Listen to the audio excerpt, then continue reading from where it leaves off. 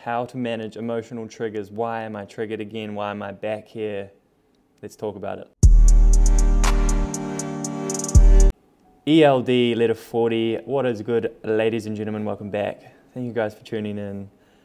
We got Every Last Drop, letter number 40. The title of this letter is How to Manage Emotional Triggers and What Would a Friend Do? Man, every time I get triggered, I'm like, why the fuck do I have to go through this bullshit again? Why am I here again? Why me? The little victim, the inner victim comes crawling out.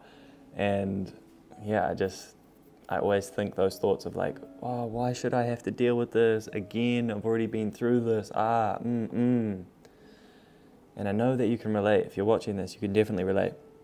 Also, quickly, welcome to the new cribby. This is the new space. I don't know where I'm going to make content in here, but for now, we got boxes all over the place. We got a mess up in here. So this is the spot for today. All right, let's crack on, yeah? Through some of the least enjoyable times, there was a moment that truly started to create some space between the suffering and the shit that I was going through.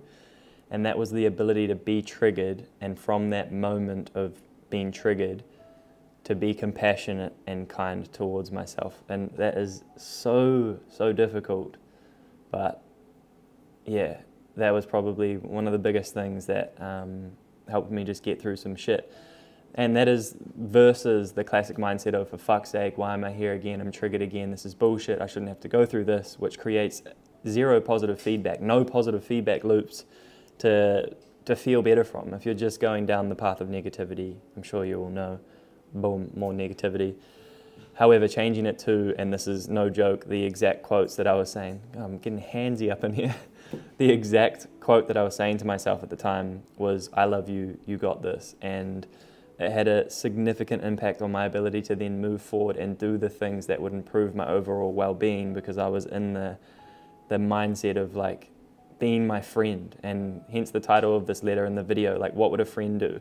A friend wouldn't just absolutely dog you if you're struggling. They would be like, hey bro, it's all good, like, let's figure this out. Do you want to talk about it? Like, let's figure things out. And they'd like speak from this loving place. And it's really difficult to do that with yourself, especially when, like, you know, you're already in the feedback loops of just treating yourself like shit. And yeah, by the way, if you can see Mia on the reflection around the place, don't worry about it. Sorry. No, don't be sorry, it's all good.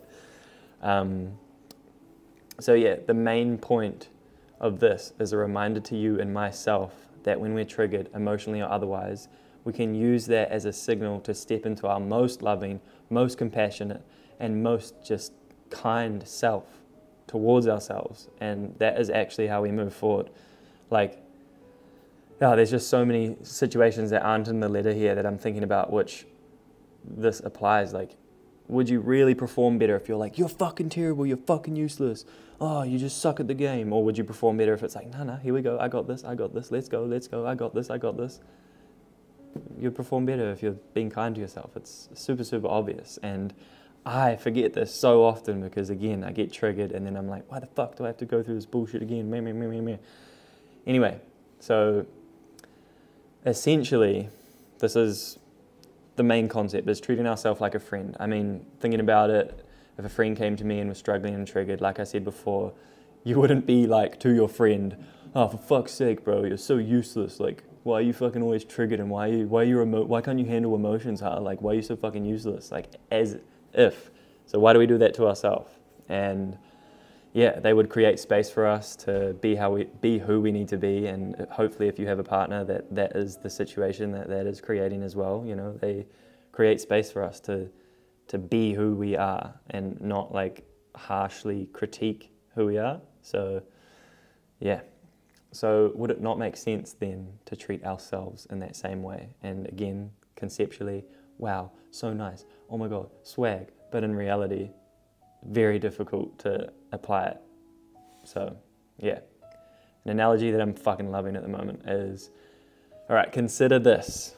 You're a boxer, and each time you get hit, you overreact and you lose your temper because you get hit.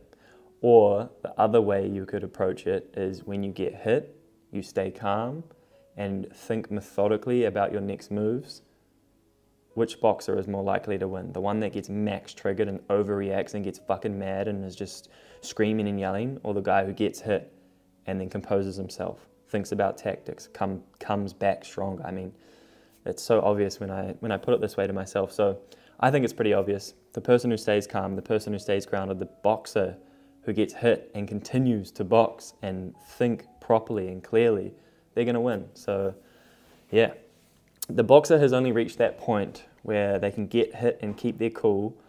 They've only gained this skill due to the exposure to being hit, triggered, emotionally speaking, the context of this letter, the experience, again, just experience inside of being triggered, and the intention to improve. So getting triggered and then having a new pathway to move forward, a new intention.